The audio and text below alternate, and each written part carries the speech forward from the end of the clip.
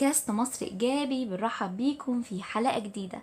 حلقتنا النهاردة عن امرأة تعد من أهم الشخصيات النسائية المصرية في القرن العشرين، فنشارك معاكم النهاردة قصة رائدة تعليم الفتيات في مصر، وهي نبوية موسى.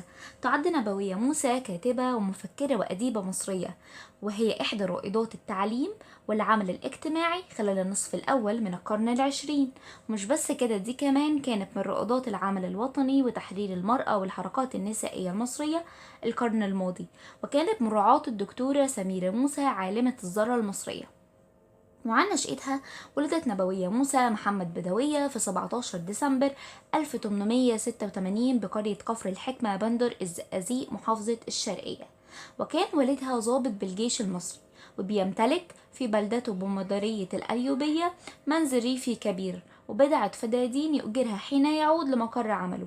عاشت مع والدتها وشقيقها محمد موسى اللي بيجبرها ب10 سنوات في القاهرة لوجود أخيها بالمدرسة، واعتمدت الأسرة على معاش الأب وما تركوا من أطيان، وذلك لسفر الأب للسودان قبل ميلادها ب2 واختفائه.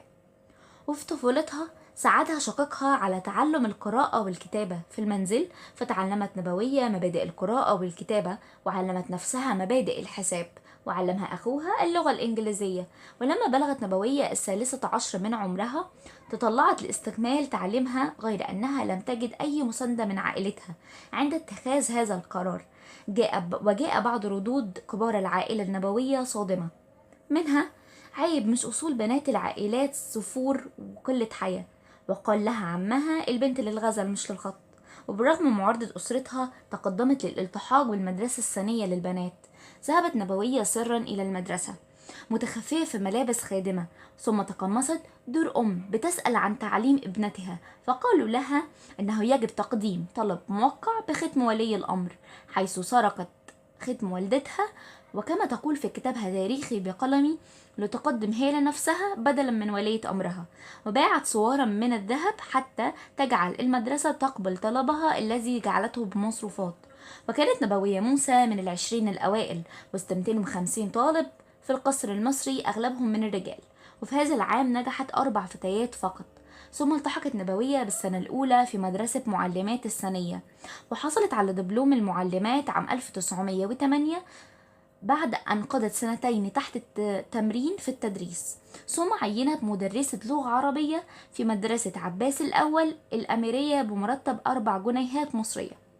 وفي هذه الفترة بدأت تكتب المقالات الصحفية وبتنشرها في بعض الصحف، منها مصر الفتاة والجريدة. وعينت أول ناظرة مصرية لمدرسة ابتدائية، ونجحت في نشر تعليم البنات في الفيوم، فزاد الإقبال على المدرسة.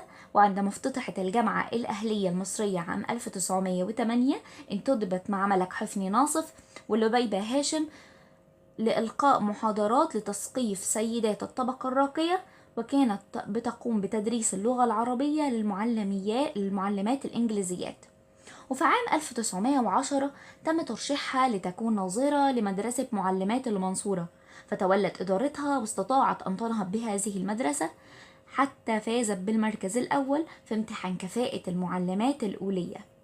ولم تستمر طويلا في المنصورة، حيث تم نقلها للقاهرة لتعيين في وزارة المعارف بوظيفة وكيلة معلمات بولاق في ديسمبر 1914.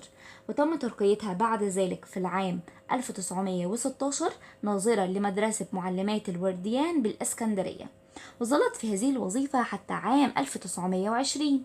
ونجحت بالاتفاق مع أعضاء جمعية ترقية الفتاة في تأسيس مدرسة ابتدائية حرة للبنات في الإسكندرية تولت نبوية إدارتها. وشاركت في كثير من المؤتمرات التربوية اللي عقدت خلال النصف الأول من القرن العشرين لبحث مشكلات التعلم، كما أن ليها بعض المؤلفات الدراسية اللي قررتها وزارة المعارف، وكان ليها دور كبير في الدفاع عن حقوق المرأة. وشاركت أيضا في الحركة النسائية، وكانت ضمن الوفد النسائي المصري المسافر لمؤتمر المرأة العالمي المنعقد في روما عام 1923. وبعد مسيرة عطاء طويلة رحلت عن عالمنا في عام 1951. وبكده نكون وصلنا لنهاية حلقة النهاردة. نتمنى تكون عجبتكم. نتقابل في حلقة جديدة من بودكاست مصر إيجابي.